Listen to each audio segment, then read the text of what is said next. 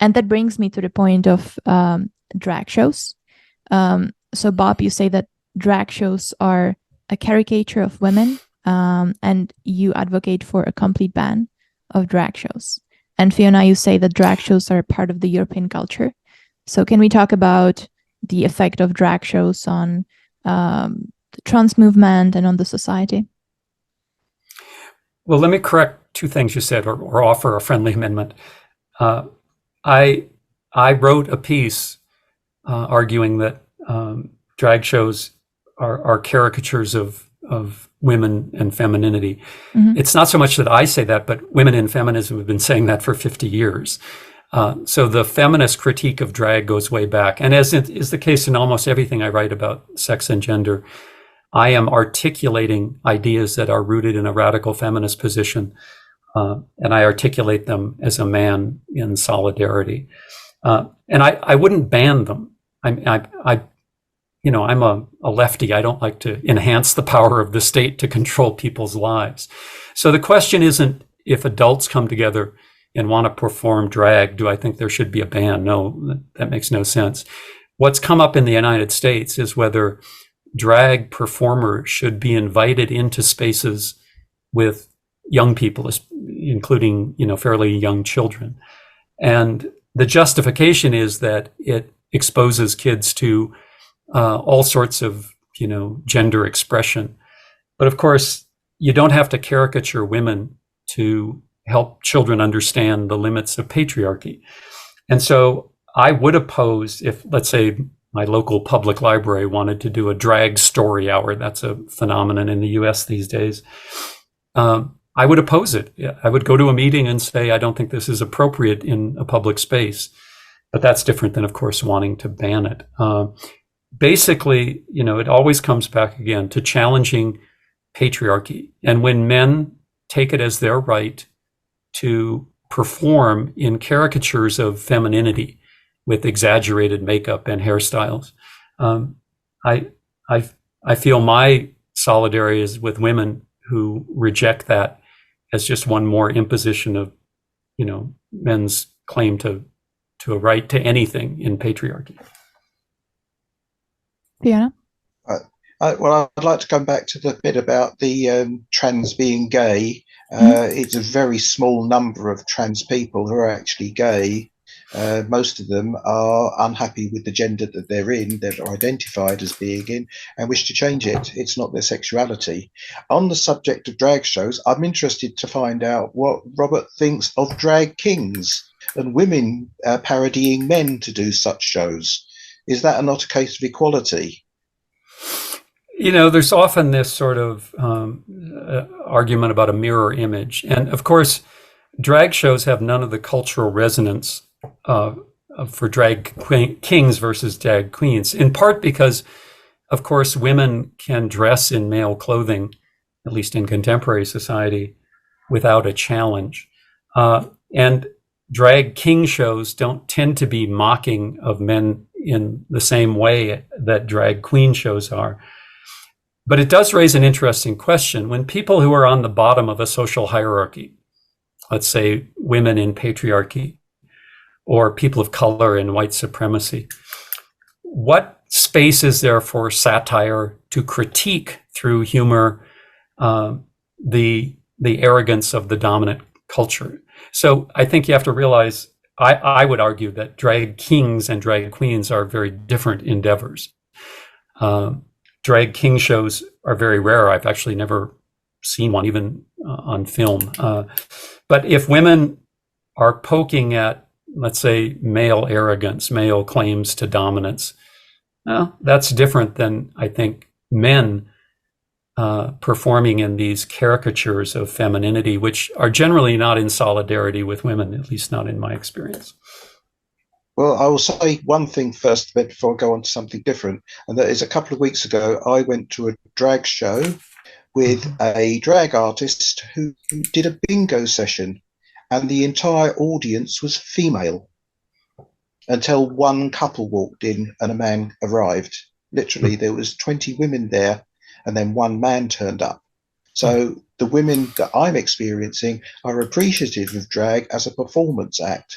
So I will then go back to the historic status, much as it is one of the tribes of Africa where they had a historic elder who would have the stories of the village through its time, which they would then pass on to an apprentice. And when the elder died, then that person would then take on the apprentice, and the stories of the village would continue. In the UK and in Europe, before we had modern transport, those historic tales of the villages would become morality plays, and they were all performed by men, and every role, whether it was male or female, was performed by a male cast. And you actually look back in old handwritten plays of the time of Shakespeare and that, and for the younger males in the cast that were assigned the female roles, the terminology was dressed resembling a girl, but because it was all written in quill pens and such, it was then abbreviated to GRAG. So the historic relevance of drag is actually young males playing female roles in the morality plays of the Middle Ages. It was only when we got to the music hall and female performers were still banned that males would then take on the roles, and some of them would introduce them as parodies, such as the main role in pantomime season, which we have over here at Christmas. A couple of things real quickly. Yes, there are many women who attend and enjoy drag shows, which is just to say that not all women agree about how to understand a feminist critique of patriarchy. Lucy, you mentioned in the intro that I've done a lot of work on pornography, and the feminist community is not of one mind on the question of, the sexual objectification of women in mass media. That's true in every political movement I've ever been part of. Not everybody agrees. So again, I anchor myself in what is typically called the radical feminist critique. And the women I'm speaking of who reject drag as a caricature generally share that point of view. The other thing is, of course, there are lots of things that have one meaning in history, but the meaning changes over time. And so how boys performing in female roles centuries ago is accurate, but not necessarily tells us anything about the politics of a contemporary drag show, for instance. The other thing to point out is a lot of these drag shows are highly sexualized, part of a hypersexualization, going back to questions around pornography, the increasing hypersexuality of mass media and pop culture more generally. And that's a separate question about whether that is healthy, both for society in general, but especially for children, to expose children to this intensified sexuality, usually well before they are psychologically, emotionally developed at a level to handle that. And some of these drag shows do cross that line into, I think, highly inappropriate sexualized performance as well. I would disagree that they're highly sexualized, as I've been to many. I would refer back to the British government in the 80s introducing into schools something called Section 28 that prevented any tuition on gay and lesbian matters to children. That has since been overturned. Mm-hmm. Why should children be allowed to consider that they can be gay and lesbian, but not be aware that there is a transgender narrative in there as well? I think it's important, and I agree, that children should be exposed in age-appropriate ways to sexual education. And I would agree that happily the demonization of gay and lesbian people, while it's not, of course, disappeared, has been rolled back considerably. When I was talking about hypersexualization, I was talking about sexual performances, pornographic in nature, to use the term kind of generically, that are, I think, inappropriate. So we can make a distinction between exposing children to sexual images and sexual performances in a way that is not psychologically appropriate, and sex education, which, when conducted in age-appropriate ways, is, I think, important. A I would also make a distinction, and this distinction is important because the trans movement often kind of collapses it. There's quite a difference between the question of gay and lesbian identity and trans identity. Right? And I think they should be separated. Should children, in, again, age-appropriate ways, be made aware of the concept of transgenderism? Sure. Like they should be made aware of everything in the world. But if that education goes forward, it should include the critical perspective that, as I've been saying, the radical feminist movement has presented about transgender. I think kids should be educated broadly, but that means not in an ideologically narrow way. And I think the reports I hear from people in the schools is that, at least in the United States, again, I won't speak for the UK or anywhere else, trans ideology is being presented as if there is no critique possible of it. And that's producing a backlash. The backlash in the US we hear about mostly is from right-wing and predominantly Christian organizations, which ironically object largely because they support patriarchy.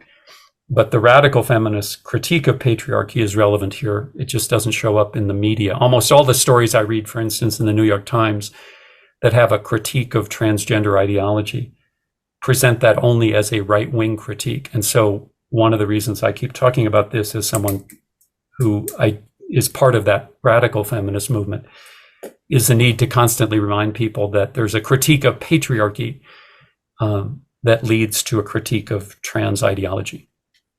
I would also come back to pop music culture and the sexualization of young girls. Mm-hmm. We had a television series over here, which I believe was exported to the States, and we had a group come through called Little Mix, and they were 18 to 20-year-old girls. They were wearing very highly sexualized, revealing clothing in their outfits, yet their target demographic seemed to be 4 and 5-year-old girls.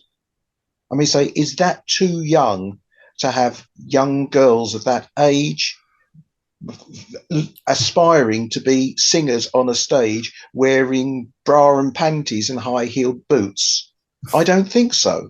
So that's another form of sexualization which you're not addressing, and that's women directing it at younger girls. Yeah, I agree with you, and the radical feminist movement has critiqued all of those phenomena. So there are women who participate in it. There are even feminists who endorse it. But here we're in agreement that the hypersexualization of children in general, but especially of girls, because that's where a patriarchal culture tends to sexualize children, is incredibly inappropriate. It's damaging psychologically. And it's part of a larger pornographic culture that says basically women and girls exist for the sexual pleasure of men. So here we're in agreement. And radical feminism has been, I think, the strongest and most consistent critique of that hypersexualization. You see it, the children's beauty pageants, which cultivate in young girls this idea that their main value in the world is their appearance, are horrifying. They really reinforce patriarchal values. So the movement I'm part of would reject those without question. But when you say about the pageants for the children, isn't it more that the mothers are advocating their daughters go forward with it rather than the fathers?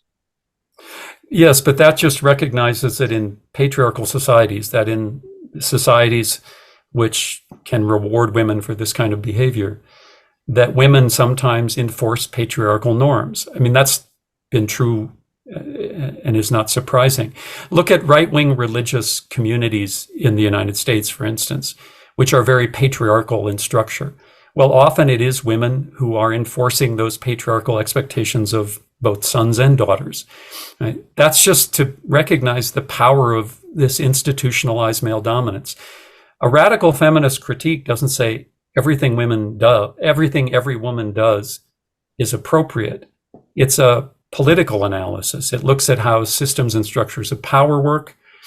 And we have to remember that women are often rewarded for adapting to and helping propagate patriarchal norms. And that's true, it's true of every system of unearned power and privilege there is. People of color can advance themselves in the United States by essentially doing the work of white supremacy. Poor and working people can advance themselves by abandoning a commitment to other poor and working people and just advancing their own interests. That's true of every system of power that's ever existed, that it's complicated. And that's why I've always found radical feminism so compelling, because it steps back to look at how these things work. They look at systems and structures, not purely in a liberal feminist way at individual behavior.